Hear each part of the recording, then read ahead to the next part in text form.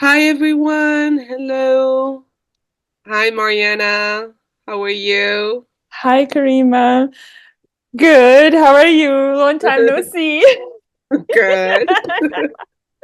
We just finished to record the first part of Aquarius season, and now we welcome you for the second part of Aquarius season. I hope you had a very good first part. We'll Mhm. see what happened for us in the future. I again, we just wanted to say hi to Casey from far. She was not able to join us for the part two, but she will be there probably for Pisces season. So let's dive in right away. So we just come out from a new moon in Aquarius, from a lot Mhm. of movement in Pisces with Venus conjuncting Neptune, Venus conjuncting the North Node, and now we're just entering the second part of this Aquarius season with Venus entering Aries on February 4th. Mhm. So we are shifting totally from Pisces to Aries, a very different element, very different energy. We're going through water to fire. And this Mhm. is a very, very important time for Venus Mhm. because we mentioned it in our past episode, but Venus entering Aries is going to stop and retrograde like it Mhm. did 8 years ago. So Venus is working as with 8 year cycle. Mhm. So the past basically 8 years ago, Venus was in Aries and retrograded until Pisces and come back. And it was in 2016. So we are really in the same time period. Not in the same time period, but there is a very, is I would say the mirror. Like we are back in Trump eras, basically Trump It's election. insane how mirroring it is, and in our personal life, It's it's yeah, insane. Like look back, really, guys, go ahead and look back what was happening in your life in 2016. Themes, it's not to say that the same events will be happening, but it's gonna be real like echo. yeah, echo. Yeah, definitely. And what happened the past 8 year? What did you learn? Where did you grow is Mhm. going to be very important, and especially because Aries is definitely about the self, is definitely about your power. Venus is not comfortable in Aries. Venus Mhm. is not feeling its full power. It wants to connect. Venus wants to connect. Aries is very about the the self and about moving along and moving, you know, going to lands that was never explored before. That's the vibe of Aries. Instead of Venus, who wants to connect and wants to create beauty and harmony and art. So we have this confrontation between Mhm. Aries and Venus. Still, it's an energy that really have the power of pushing.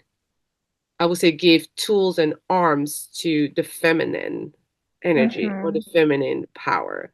There's a very like very strong, independent woman in that Venus in Aries that is very resonant. You have a Cleopatra vibe going on with Venus in Aries, Yeah. and It's with very yeah, Like um, Amazon. yeah, there's a, Yeah, how definitely you that say it? Yeah. Amazonian woman that you have in Mhm. Venus, like fire, fame people. Like you have definitely that kind of intensity and Yeah. energy. I And wanna weirdly enough, like we're in a time where like a lot of rights are being Mhm. pushed back for women. And so I feel like we're going back to that defensiveness, to that fight that we need to have for our rights. And Mhm. it's definitely we see it in astrology. Like we're seeing it, Yeah. it's clear. Venus will be going through those degrees Hmm. more. I'm gonna open, sorry, this is my personal astrology, but um, Venus will begin retrograde on March 1st. So from February 4th until March 1st, it will slowly move through Aries. On March 1st, it will turn retrograde. Mm-hmm. Here, I have, if anyone want to screenshot this, you can screenshot this Venus Mm-hmm. retrograde. So here, it enters on February 4th, goes on March 1st, Kazemi on March 22nd. Just screenshot this. This is the timeline of Venus retrograding. Mm-hmm. And it will re-enter Pisces. So the degrees of like this February 4th will be coming back between March 25th, 26th. So that's 0 degree of Aries. So anyways, Mm-hmm. let's go back to the chart. And I want to speak a little bit about Venus in Aries. I have Venus at 0 degrees of Aries myself. Mm-hmm. And I'm very familiar with this placement. And like you said, 8 years ago, so a little personal note, I'm moving back to California, I'm moving back to San Francisco. 8 years ago, I was doing the same. I was moving back to San Francisco from New York. Wow. You can't make this shit up. Yeah, yeah, It's yeah. almost impossible. I was moving because, and the only reason I moved back to New York, not because I wanted to, but because COVID happened and I lost my like place where I was living because everything was happening. So I was like, oh, I'm gonna go back because I had an apartment in New York that I was still like leasing. And I was like, oh, I'm gonna go back to New York. And now, 8 years later, as this Venus retrograde is approaching in February, I'm moving back to San Francisco. How Yes. insane is this? Yeah, yeah. That's This is, amazing. you can't make this. And like you said, the election 2016, Trump 201, 2.0. Yeah. It's again, so like things, everything is cyclical. Get on Mm-hmm. the astrology train. It's gonna show you the cycles. Mm-hmm. About Venus in Aries specifically, like you said, it's not very comfortable there, but it's still Venus. It has to distill the value from where it is. So the reason it's not comfortable there is because it doesn't work as the society expects it to work. Yeah. That's what it is. There's an It's so true. Yeah. Yeah, it's an expectation of the society that this particular Venus, or Venus in Scorpio as well, can't meet. It Yeah. has different way of doing Venus, the Mm-hmm. value it has.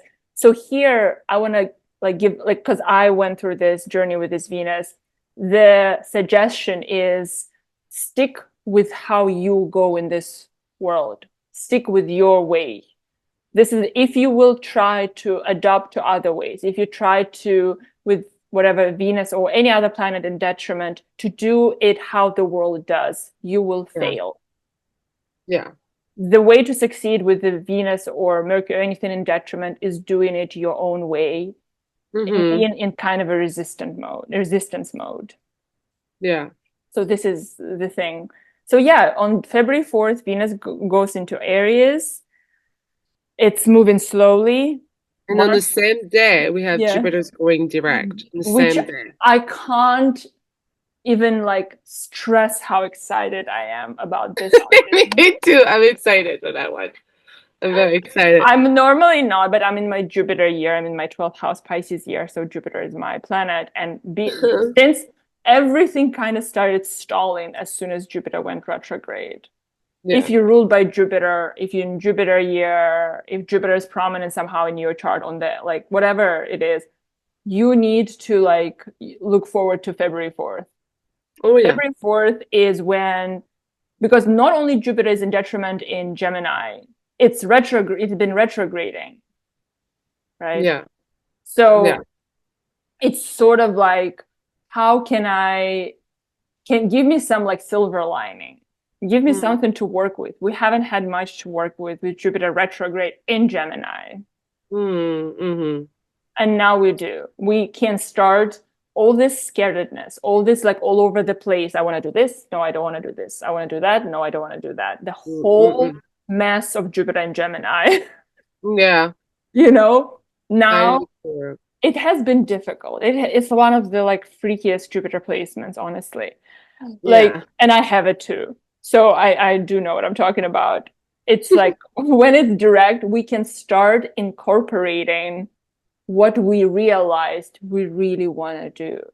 We need Mm, to be like, okay, especially those conjunctions in Pisces and Jupiter rules Pisces, they should have helped us to kind of connect emotionally to what we want to do and then take it to the mental with Jupiter and Gemini and be like, oh, yeah. I'm gonna do this. I have this like next 5, 6 months with Jupiter and Gemini to make an effort intellectually, make right connections, build right relationships, do the like write the right letters, write emails, do the connections that matter, right way.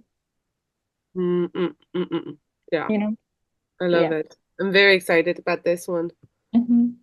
It's just like because this part of your chart has been in kind of a review, Mm-hmm. reorganizing, reviewing what we like it was kind of a pause, then now Mm-hmm. we're like, okay, let's go for it. And with Venus in Aries, that just give us like so much a boost energy, you Mm-hmm. know, that we needed with that Mars retrograde. Mm-hmm. We need Yeah, definitely. And the thing is, we haven't had any fire in the except moon some once every few days or whatever transiting Mm, like a fire sign. Like we could get a little bit of a boost of fire internally, but other than that, nothing.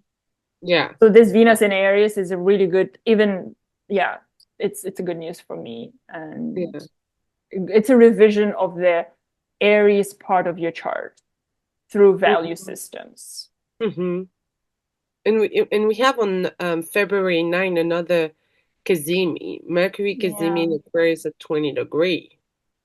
So I feel like there's has been so much Kazemi, I mean, with Pluto in the first part of Aquarius season, then now we're just like part two, let's like recharge it with the sun, with the light, with the ideas, with the Mhm. full potential. That's Yes. what I feel like. I feel like Mhm. Yeah, yeah. Pluto in the first part empties us out, and then the sun in the second part with in Kazimi with Mercury just like Yeah. burst us like with full of light, of full of energy. And Yeah. I just feel like when I see the transit of the first part is like a very introspective thinking, reviewing, feeling. It's about feeling. And then a second part we have this kind of like Venus entering Aries, Jupiter goes direct, there's Mercury Kizimi at 20 degree. It's Hmm. a lot of I feel like bam bam bam bam like go go go. That's what I feel. Um while still Mars is retrograde, but I just feel like there is like a lot of Hmm. movement. 100%. Yeah, I agree. This could it's like because both for Sun and Mercury went through like Pluto, like you said, they got kind of all right, so something has died a little bit. Yeah. You know, something had to be left behind. We are past this point, and now we need a Mercury like being past some information from the spirit, from the sun. Mm. Like there is an information, there is a recharge, like you said, which I really Hmm. like. Yeah, it's on February 9th. This is a point of illumination, point of clarity. Yeah, this is I said about 21, sorry, I said 20. Sorry. 21 degrees. Yes. Our like long-term goals, clarity Mm. in regards to the Aquarius part of your chart. That's what it is. Yeah, Yeah. sure. That's nice. I really are they making any this Kazim isn't making any aspect with I don't No, see it. Yeah. it's Okay. it's it's very interesting. Nothing is except no, it's square Uranus. The square Uranus. And it was square Uranus, like I mean the sun was square Uranus on February 11 too. Just Yeah, after the Kazimi. Mm-hmm. yeah. So that this kind of like illumination, and honestly, like in modern astrology, I don't really use modern rulership, but it's interesting. Then modern, if the modern ruler of Aquarius squares this Cazimi, it's sort of Yeah. like a lightning bolt of ooh ideas, ooh Yeah. like the change Exactly. of direction all of a sudden, or Yeah. unexpected news, or this is, like This Yeah. is what I can do because Uranus is in Taurus, is values, money, is stability. This is ideas, connecting to people, like projects Mm, that are long-term projects, something like that. So kind of like, oh, I know I need to like pivot and yeah, move this direction, something like that. for sure. Because like it's very interesting to have this Kazemi, like I said, on February 9. And then the next day you have Mercury square Uranus, and then the next day you have Sun square Uranus. So it's definitely like this Yeah. bolt of energy being challenged a little bit by Uranus, but because I like square because they push us, they challenge us, they push us to find solution, they push us Hmm. to grow, they push us to really put in place what we really looking for. What are we looking for exactly? And Hmm. I like this challenge of the square from Uranus. Like I said, very interestingly, modern astrology Aquarius rule Uranus. So there is that rebellious challenge, you know, Hmm. vibe that is like, yeah, very nice to see. Yeah. I do like, and like you said, I completely agree. Like, especially if you do not have malefics included in the square. I will take any benefic square over any benefic trine or sextile, if I'm honest. Because Mhm. benefic trines and sextiles, they tend to um and there are no like real malefics or benefics involved here, but like there's no malefics definitely here. Like Mercury is neutral, Uranus is Yeah, both, can be Sun as well, can be both actually. yeah. So for me it's like a neutral square, I'll take it over a neutral trine, because Mm, like here often with trines, even if something good can happen, it might not happen. yeah. But with squares, the universe is often like, well, you might not be ready for this good thing, but I'm gonna shove it down your throat. You're you gonna know make it happen. Yeah. yeah, exactly. Yeah. I It's do like the like it. journey, of having Hmm. trick and trial, on your path. But Yeah. then on February 12th, Full we moon in Leo. I wrote, sorry to interrupt you, but it's in Leo. I don't know why it says in Aquarius here.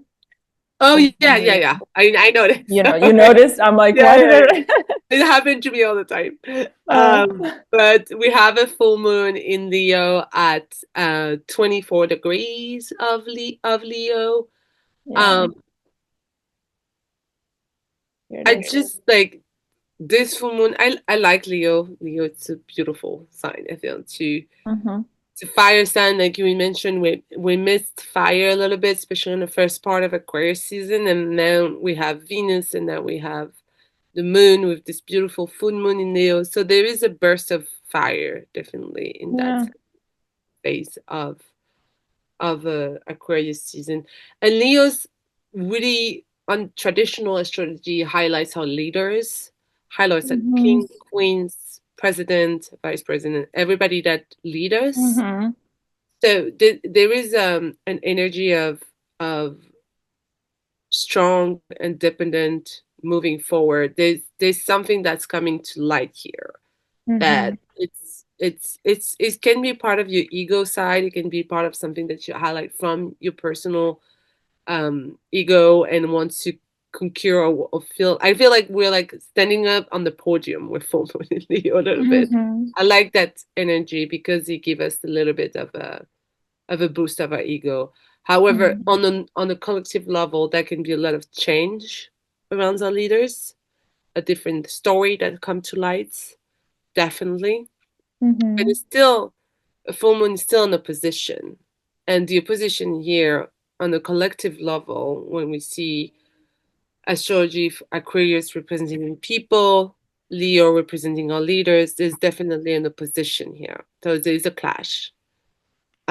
There's a clash happening. And on a personal level, it can be what people want from us to what we really desire. It can be how we want to be seen and how people sees us. It can be how we want a look like, but what we are really inside. There's this polarity around Leo and Aquarius that is very strong. Mm-hmm. Definitely. Yeah, I feel like we've had a pretty good amount of action in Leo in the past couple of years, like Venus retrograde, then Mars retrograde. Mars is Mhm. still coming back there through, you know, there is a sense that I keep like repeating, I feel like through this podcast, but the sense is find what you enjoy, what you're good at. Stick with that, even if it's irrational. Mhm. Stick with what brings you joy because this is the only way you can be useful in this reality. I'm Yeah. I'm completely like sure of that. So this is one of those lunations where you can be like, this is what I want. This is what my vision is, and I'm gonna like stick by that, and I'm gonna like try to like accept that. And 2 weeks following the full moon, so after February 12th, the 2 weeks that follow, something in regards to your like creative desires or visions can come to fruition.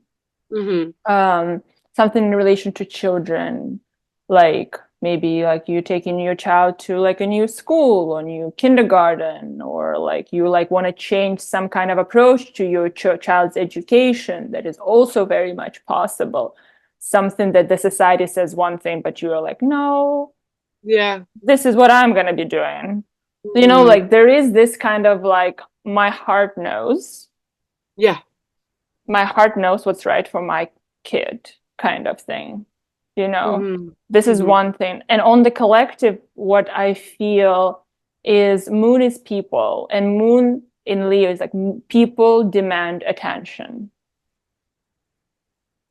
That's how What? I feel. People demand attention. Sun in Aquarius, in opposition to Sun in Aquarius, the leader being with some technocratic power, Mhm. with some. So, there's like individuality of Leo versus like the shadow side of Aquarius, which is like systematizing people into like some kind of like just a workforce. This is the it's not spoken often, unfortunately, but the shadow side of Aquarius and Pluto in Aquarius is elitism. It's a technological elites thinking that if you are not up to some kind of intellectual ideology that's very cerebral, that's very brain centered, you're not worth the benefits of what society has to give. This is the Mhm. shadow, the opposite of like everyone is equal and all the like revolution. But if you go ahead and research the prominent Aquarius transits through history, a lot of that is also coming up. Mhm. So yeah, we'll see. We'll see what this Okay. film brings. But yeah, I feel like this full moon definitely is ruled by the sun, which the sun is in the opposite side. So it's being Yeah. pulled Mm-hmm. definitely to what people or what the outside is saying. Mm-hmm. So yeah, the struggle here is to stick to your value and to your core, like what you really Mm-hmm. believe, and it's not easy when people pull you in a different direction. Mm-hmm. That's for sure. Exactly. Hmm. Yeah, and this lunation, though separate and is squared by Uranus. So it's still like very challenging in terms of like Mm-hmm. what is the norm, what is not the norm. Hmm. Yeah. And how this creative expression or this choice that is heart-centered can disrupt or help my sense of stability. Yeah. That Yeah, is also. I like the film one in Leo because I like how it highlights like our needs also. Mm-hmm. And the mood is And in Leo. I just love that. But it's also very challenging yeah, relationship. that's a thing.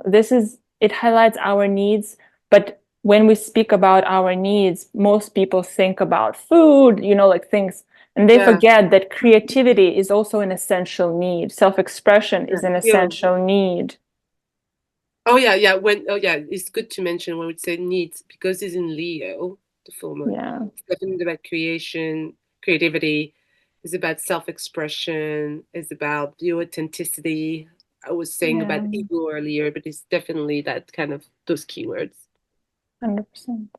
Yeah, and I think this is kind of We have one uh, last transit uh-huh. that we wanted to talk about for the part two. And of course, we just do a reminder for everyone, we don't talk about every um aspect because it will be 5 hours long, and this podcast is already an hour The each. most prominent. The most prominent, but you have the list of every transit in our show notes, and you have a little short summary of what the transit is about, of course, Mm-hmm. just for information purposes and for you to be able to navigate through the seasons. Mm-hmm. And the last transit, definitely very interesting before entering to Pisces. If we have on February 14, Yeah, Mercury entering Pisces. here it is. Couple of days before the Sun entering Pisces on February 18th. So Mercury entering Pisces is definitely joining the gang. Yes. It's joining the team. And the We Pisces team. have Neptune, we have the North Node, we have Saturn, and we have Mercury in the part of your chart that hold Pisces. And you can see that Neptune and the North Node are very close to each other still. Mm-hmm. And Mercury again is not at its best in Pisces. Not the clearest. Pisces light is boundless. It wants to move. It wants to move through Mm-hmm. different um type of poetry, image, art. Mercury is very likes to clarify, likes to be very Mm-hmm. pinpoint on what he wants to say, and Pisces is here to like stretch him out a little bit. Mm-hmm. And it's great for artists. It's great after this full moon. That's kind of great to express yourself for different arts. It can be theater, it can be singing, it can be dancing, whatever it is. This is a good time when we have Mercury in Pisces to express yourself differently than through words. Or if Mm-hmm. you use word is like type of poetry or writing your novel or whatever it is, but it's never kind of like the proper way, like how we speak to each other. We'll speak to each other through arts and image and photography and painting, Mm-hmm. and Yeah. do your pottery class at this time to express Mm-hmm. yourself. Yeah, and make it weird, the pottery. But I love Mercury in Pisces because it's like where you can express really yourself with word that, like, I feel like you kind of understand better the other person at this period of time. Mm-hmm. Like On you can understand emotional, their on the artist, you can subtle. understand, yeah, you can understand the emotion of it. Mm-hmm. You can people what the people's feel. It's a very empathic way to communicate Yeah, and to be it's gentle. exactly. I have Mercury in Pisces, and like again, it's not the most comfortable position for Mercury, but like I said, it's because the society expects it to be analytical and just to be facts, facts, facts. This one is not Exactly. about facts. This is No. about like if somebody is talking to you and you hear the facts, but then you like, but they are trying to say something else. Yeah, That's yeah. that's how I'm always like, but what are they feeling when they speaking? But What are they really saying? what are they really saying? Why are they saying this? Like I'm not that concerned with the factual components of Mercury in Pisces as much as underlying emotional state of whoever is speaking something that is more important. Mm, Yeah, so if you like symbolic language, if you like imagery, yeah, just like even like sometimes describing like where you are with the color or with the sound, with anything like that, these things can be like it's highly creative. It can like but it's not very good for any like really constructive like agreements, signing contracts, like yeah, kind of activity that requires, like Mercury in Virgo, attention to detail and like being hyper focused on details and yeah, little minutia. Then you can get like really overwhelmed with this Mercury if you ask to do that a lot.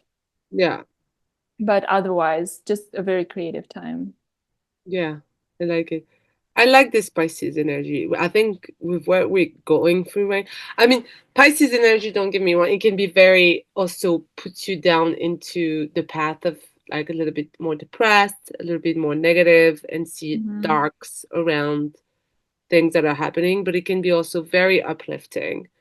Mm-hmm. That's kind of those two, Vicious.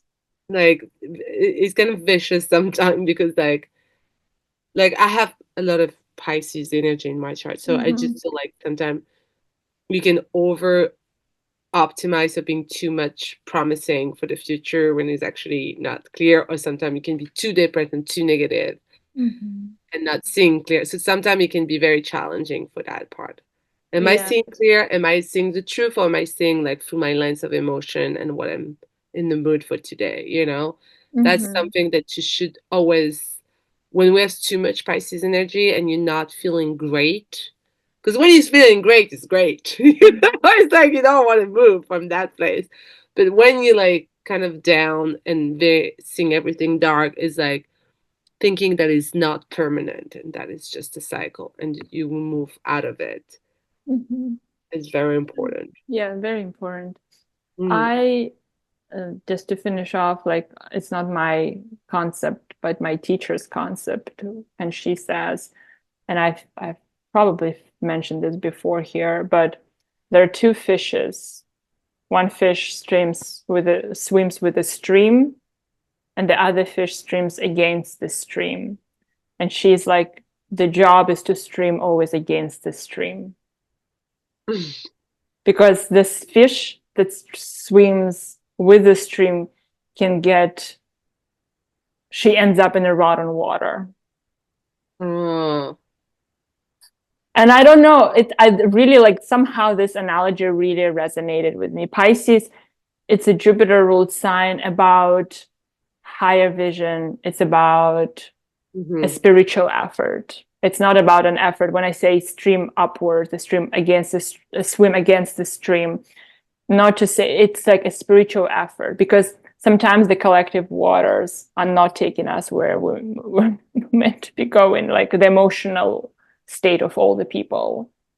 So mhm, finding your internal kind of like, and being like, oh, this is like the doom and gloom and da da da da, but find the strength to kind of mhm, swim upstream, swim mhm. where the water is clear, and you're not going to be like in the doo space, you know.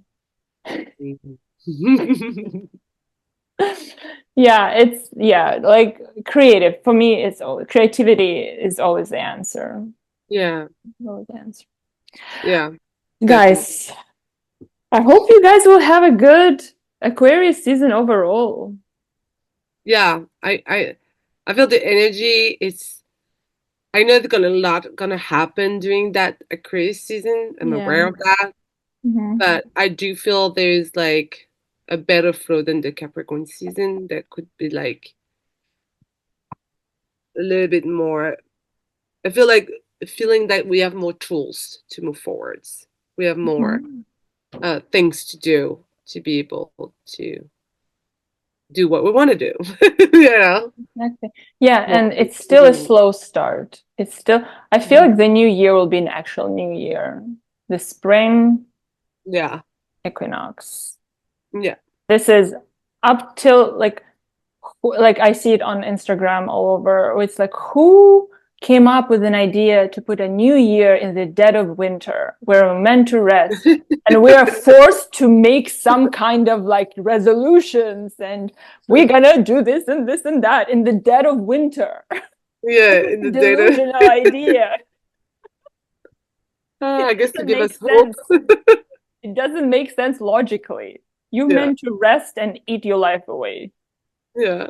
It is So I God. hope you get some rest during this Aquarius Yeah. season, and don't let the collective currents just sway you too much out of your own center. Mm-hmm. Definitely. That's a well said for the end of this podcast Yeah. episode. But Thank you, thank you, guys. everyone. Thank Thank you. you. As always, leave us a comment. ask your question. Don't hesitate to contact us through the information that I put in the show notes. You can always ask us more questions about your chart, about what is happening.